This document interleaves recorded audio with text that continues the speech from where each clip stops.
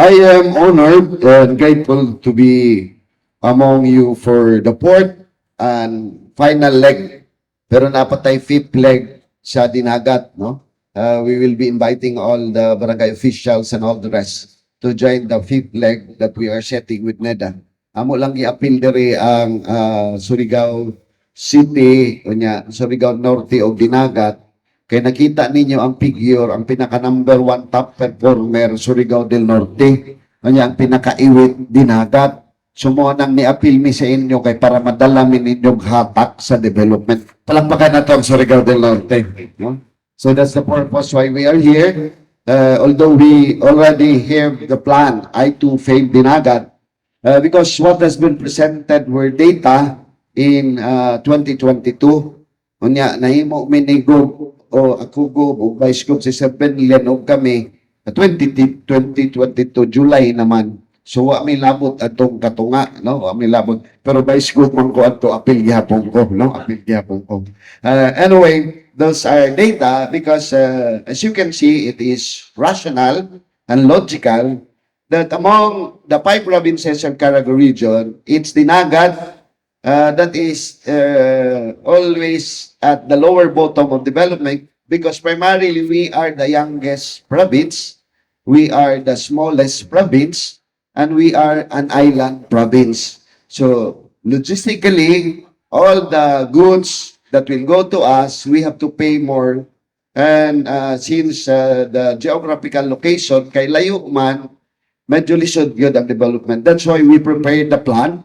We have installed already some innovation and other strategies. Number 1 reason, among itanaw sa NEDA is the transport system of Dinagat.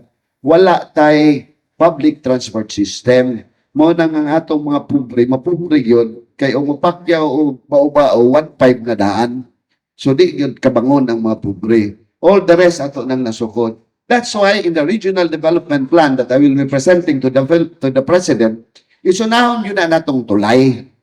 Kay og naay tulay, kanang dalan ang manag-istoryahan ni Mayor Paul. And we have already the 20 million for the FS of the tulay. That's 168 billion.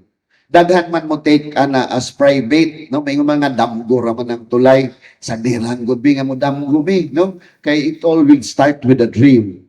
But this tulay is feasible. Kay naanay initial study. So if we can have the tulay, logistically, ang Dinagat, favorable na sa amo, kay diha naman mo agitanan.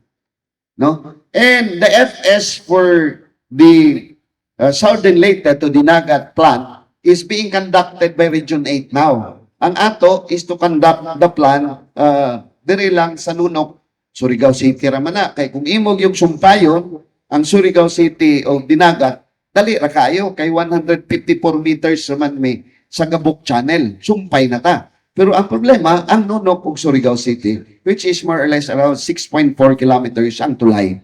That has 5 components, tulo ka gamay ug duha ka taas. So that's it. So that's it. Mo nang atong istoryahan. Aside from that, we are trying to copy many innovations. That's why we are negotiating with San Miguel to put up our own economic zone and put up our nickel processing plant and put up the electric vehicle battery plant, the first in the country that we have discussed with San Miguel Corporation. By having that, the economy of Dinagat will be better than what it is today. Kung nakabase sa atong Caraga Regional Development Plan 2023 to 2028, kini aron makabot nato ang atong mga tumong ug tinuha alang sa atong mga katawhan. As local chief executives, I call upon each of you to think out of the box and implement reforms in our respective LGUs that will help the region achieve its target to reduce poverty incidence among population to 15 to 18% by 2028. As we move forward with the I2PAID strategy, it's essential to recognize the unique strengths of our respective local government units. By leveraging these strengths, we can contribute positively towards the transformative program.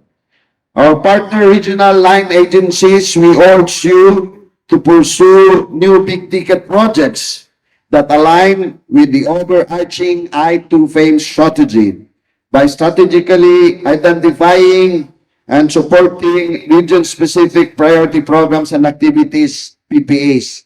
Motong una sa top 3 nato that we'll be discussing to the President is kanang tulay. Ikaduha, kanang ato ang level 3 hospital na convert man na by law pero walay pundo mo ng Caraga Regional Hospital o ang Adera Serrate Hospital in Tandag. We will convert or we are going to help that to be funded to function as for a third level hospital. Para kung natay mga problema, di na tamo tsungwa, di na tamo dagang Cagayan, di na tamo dagang Davao, diri na lang. At the same time, if we can have the third level hospital, we can open because next year we will be opening the Caraga State University School of Medicine.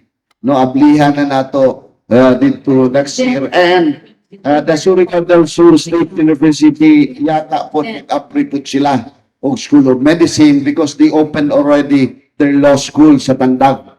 So, murag, maunang atong plano na dapat third level na to para makaublita o eskwelahan pagka-doktor because ang atong mga bata dito mga eskwela sa Cebu, sa Davao. Ikaduha, kita ra po'y region nga walay level 3 hospital. So luoy kayo ta. Ang atong parehas ang region 4B, no, kanang Mindoro area. So that's the plan that we're going to present. Of course, ang ikatulo, katong grain center sa Surigao del Sur. No, if we're going to convert that grain center, then eventually we'll have grain center in all the provinces.